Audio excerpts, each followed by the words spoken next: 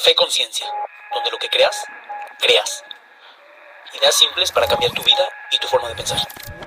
Ideas profundas presentadas de manera sencilla. Judaísmo, Kabbalah, psicología y filosofía. Es hora de llevar nuestro entendimiento a una espiritualidad madura, donde fe y conciencia se encuentran. Re, la historia que nos contamos. Por Jack Levy. ¿Por qué importan tanto las historias que nos contamos? Imagina una niña que creció rodeada de historias sobre honor, valentía y sacrificio. Su padre era un héroe, un hombre que luchaba por su patria, por un futuro mejor. Cada noche, en la mesa familiar, se escuchaban los relatos sobre batallas ganadas y enemigos derrotados. Para ella, esas historias eran la verdad absoluta, llenas de orgullo y nobleza. En su mente, su padre era el modelo de lo que significaba ser justo y honorable. Creció creyendo que su familia, su nación, estaban en el lado correcto de la historia. Esas historias la formaron, le dieron un propósito y una identidad. Ella vivió años convencida de que lo que hacía su padre era noble y justo. Para ella, cuestionar la patria era cuestionar a su propio padre, y su amor por él estaba profundamente atado a esa fidelidad. Ni siquiera pensaba en dudar ni por un momento de la veracidad de los relatos que había escuchado toda su vida. Pero un día, algo cambió. Nuevas historias comenzaron a emerger. Relatos que mostraban una realidad muy diferente, llena de horror y sufrimiento. La verdad se reveló, y la figura de su padre, antes un héroe inquebrantable, se transformó en algo mucho más oscuro y vergonzoso. El hombre que ella admiraba no era un defensor del bien, sino un comandante del ejército nazi. Esta historia poderosa nos hace preguntarnos: ¿qué sentirías tú al darte cuenta de que la historia que te has contado toda tu vida era una mentira? Este concepto de las narrativas y sus consecuencias se refleja también en Perashat Re. Moisés presenta al pueblo de Israel una lección fundamental. Re, mira, pongo hoy delante de vosotros la bendición y la maldición. Esta lección no se trata tan solo de acciones concretas, sino de la narrativa que cada persona y comunidad elige seguir. La bendición está vinculada a una narrativa que lleva a la vida, la conexión con lo sagrado y la alineación con la voluntad divina. La maldición, por otro lado, se asocia con una narrativa que lleva al caos, la desconexión y la destrucción. Moisés también les instruye sobre la importancia de establecer un lugar único para el culto a Dios, un lugar donde lo sagrado debe mantenerse puro sin mezclarse con lo profano. Este principio de separar lo sagrado de lo profano es esencial, no solo para la práctica religiosa, sino en cómo entendemos y aplicamos la narrativa que guía nuestra vida. Las historias que nos contamos no son solo relatos, son la base de nuestra identidad, nuestras decisiones y nuestra moralidad, es decir, lo que determinamos como bien y mal. Si una persona puede justificar lo injustificable debido a una narrativa errónea, ¿qué sucede cuando esas historias se replican a nivel social, como lo hizo Hitler? Y aunque pienses que tú te salvas de esto, pregúntate, ¿quién te dijo que una Coca-Cola es más rica fría? Esa es la fuerza de una narrativa poderosa. Ahora, imagínate ese poder aplicado a la moralidad y al destino de una nación. Es un arma de doble filo, ¿verdad? Las mismas historias bíblicas que nos han guiado moralmente también han sido usadas para cometer las peores atrocidades contra civilizaciones enteras en nombre de la moralidad. No es la historia lo que define nuestra moralidad, sino cómo la interpretamos y aplicamos. Controlar la narrativa es controlar la moralidad. Lo hemos visto en figuras históricas y lo seguimos viendo hoy, en un mundo donde múltiples narrativas compiten por nuestra lealtad. Cada historia que adoptamos moldea quiénes somos y en qué creemos, para bien o para mal. Piensa en esto. Las decisiones que tomas, lo que consideras justo o injusto, todo está moldeado por las historias que aceptas como verdad. Walter Fisher lo llama el paradigma narrativo. La idea de que los seres humanos somos, antes que nada, narradores. Pero aquí está el peligro.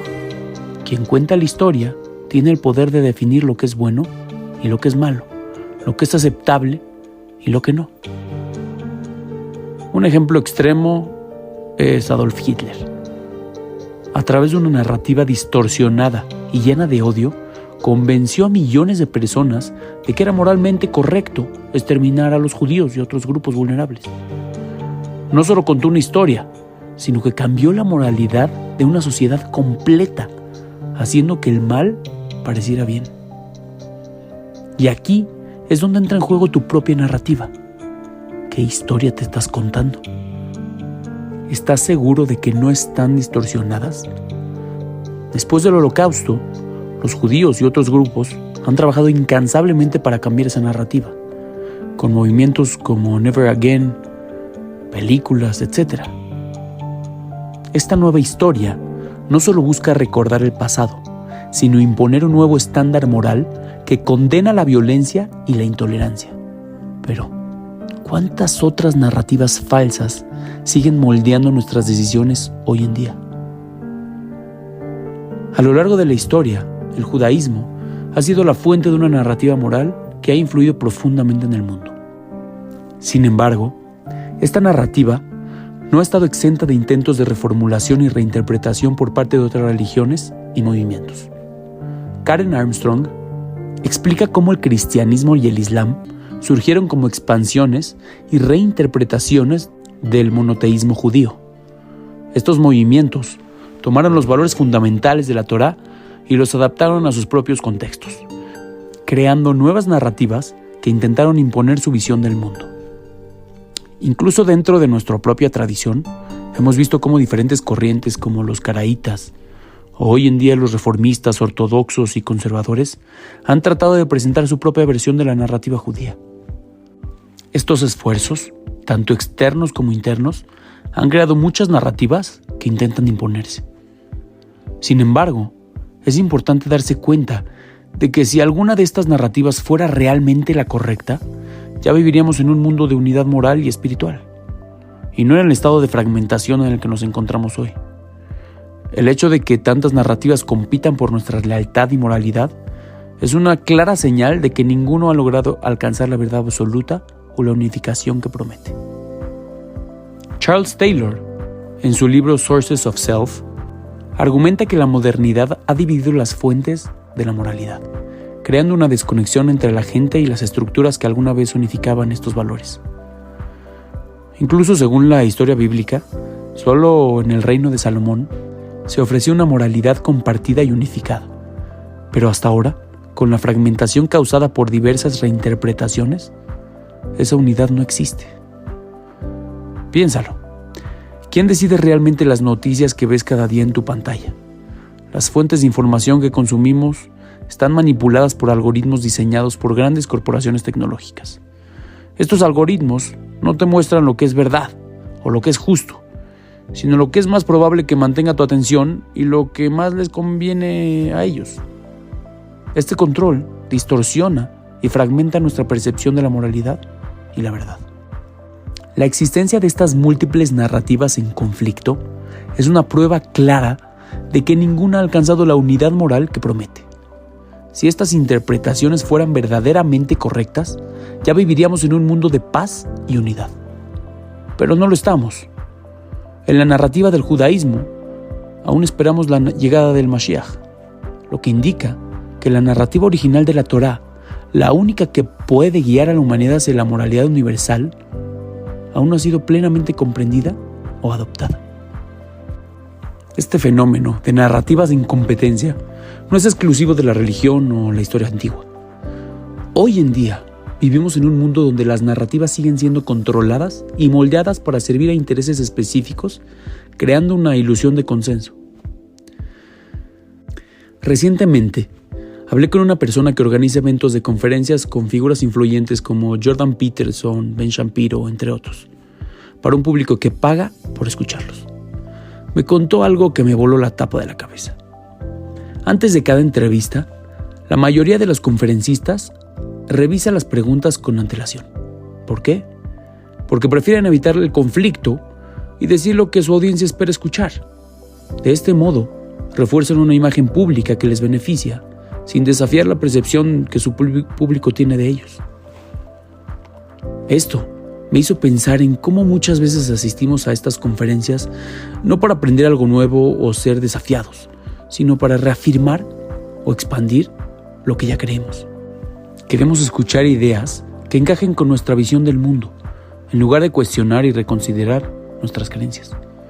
Todos hemos caído en esto alguna vez, pero es tan absurdo como esperar que un ferviente seguidor de Trump asista a una manifestación de sus opositores con la intención de replantearse si ha estado equivocado todo este tiempo. Sabemos que eso no va a pasar.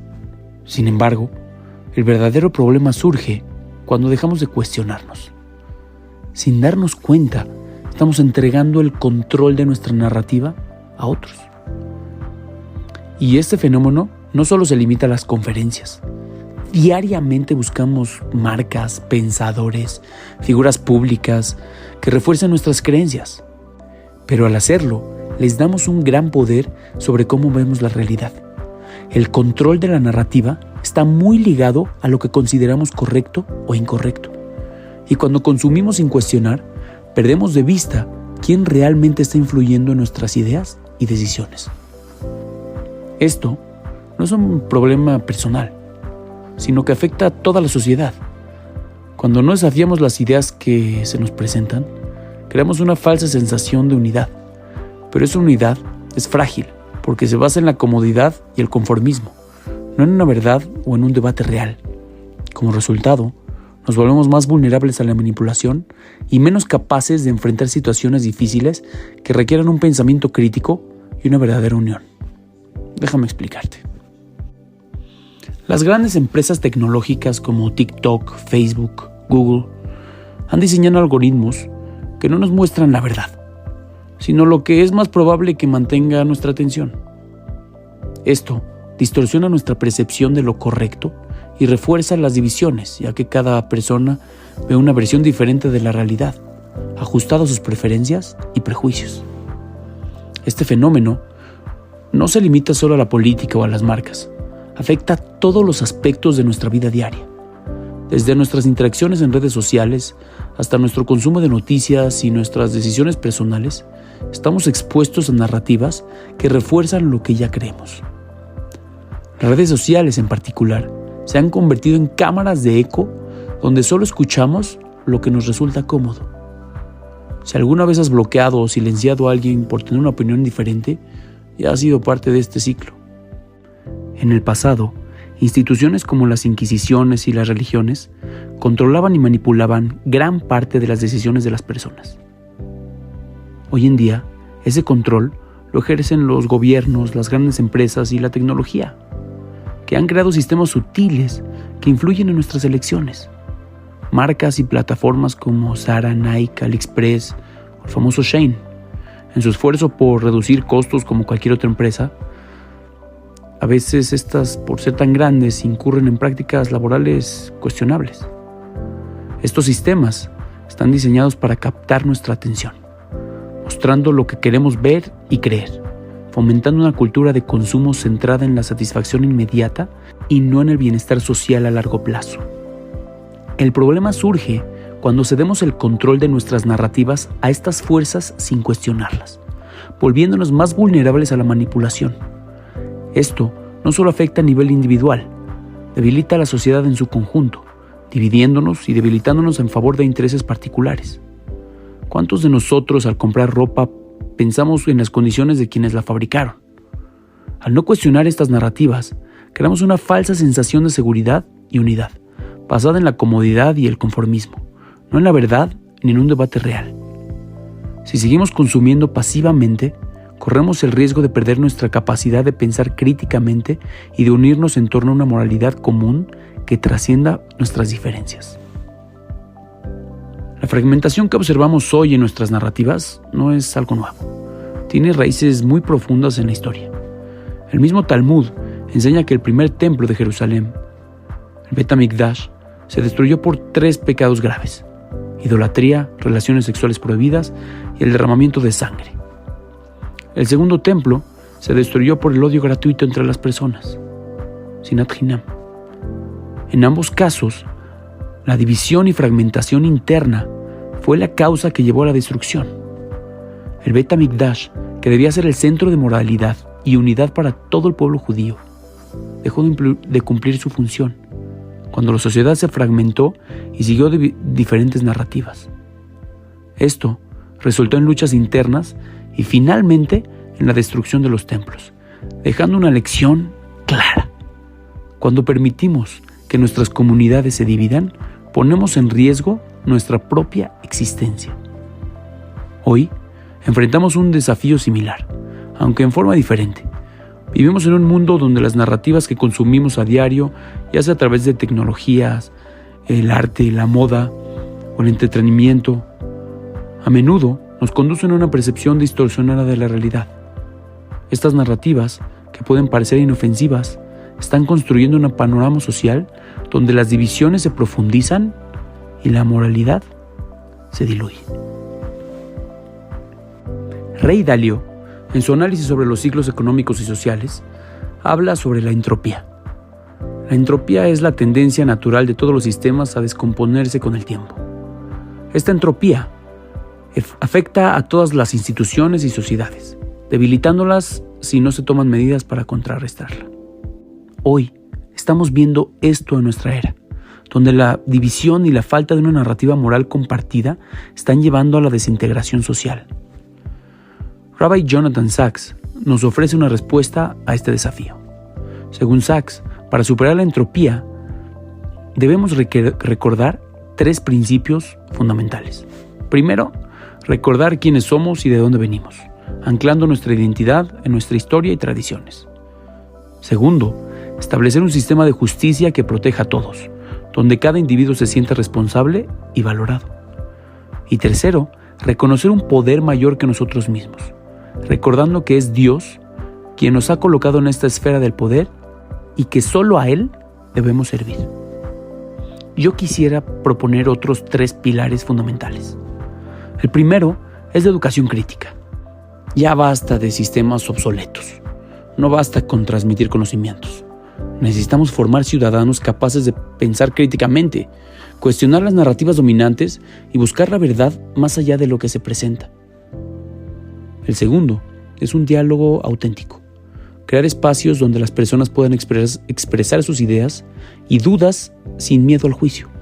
Estos espacios deben fomentar un diálogo auténtico, en el que el objetivo sea entender diferentes perspectivas y buscar puntos en común. Y el tercero es el fortalecimiento de las comunidades locales. Reconocer y revitalizar las comunidades locales como centros de apoyo y unión social. Comunidades fuertes y conectadas son más resistentes a la manipulación y a las divisiones. Este enfoque refleja el espíritu original del Talmud, donde el Sanedrín, como un sistema legislativo unificado, discutía temas morales en aras del cielo, Leshem Shamaim, es decir, no por intereses personales, sino con el objetivo de buscar la verdad. Estas discusiones se basaban en el estudio profundo de las historias bíblicas, utilizadas como espejos de la realidad para guiar la toma de decisiones. Este proceso unificaba el sistema moral y estableció un marco donde diferentes prácticas y costumbres podían coexistir de manera armoniosa, creando una sociedad moral basada en los principios de la Torá. Hoy en día, aunque el Talmud sigue siendo estudiado como un texto sagrado y es una herramienta poderosísima para desarrollar el pensamiento crítico, ya no cumple con su función original de actualizar y unificar los códigos morales. Sin el Sanedrín, no existe un sistema legal central que pueda adaptar y aplicar la narrativa de la Torá como base para una moralidad unificada en la sociedad. Como resultado, múltiples autoridades halágicas intentan hoy imponer sus visiones de la moralidad, lo que fragmenta aún más a la sociedad. Es muy importante recordar que la narrativa de la Torá, aunque poderosa, también puede ser utilizada para justificar las atrocidades más difíciles de la humanidad, si se sigue de manera literal. Como dice el Talmud, Lo Bashamayim hi, no está en los cielos.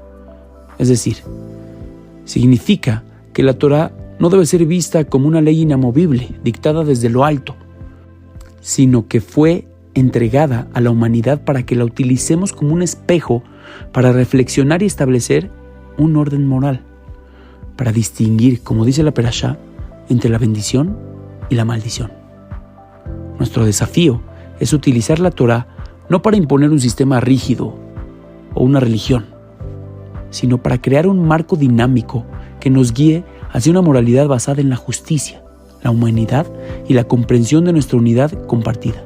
Pero es una realidad que aún no hemos alcanzado ese ideal y debemos luchar por alcanzarlo. En fin, vivimos en un mundo saturado de narrativas, desde las que nos venden un producto hasta que las que nos inspiran y cambian nuestras creencias. Incluso la Biblia, la Torá, interpretada a lo largo de la historia, nos ofrece diferentes visiones de una misma historia, cada una buscando dar sentido a nuestra vida moral y espiritual. Pero al final del día, debemos preguntarnos, ¿qué historia me estoy contando a mí mismo? El pueblo judío sigue en Galut, en el exilio, en un estado de exilio físico y espiritual, porque nuestras narrativas aún están divididas. No hemos logrado una moralidad unificada que sirva como base para un mundo redimido. Esto nos lleva a otra pregunta crucial. Como pueblo, ¿qué historia nos estamos contando? Además, cada uno de nosotros es parte de una narrativa mayor que abarca miles de años de historia, tradición y valores. La historia que decidamos contar hoy tendrá un impacto profundo en nuestros hijos y en las siguientes generaciones. ¿Qué historia queremos dejarles? La narrativa que elijamos determinará si podrán vivir en un mundo de unidad, justicia y paz, acercándonos así a los días del Mashiach. ¿Y tú, qué historia quieres contar?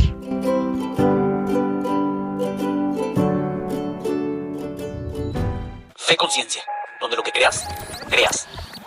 Ideas simples para cambiar tu vida y tu forma de pensar.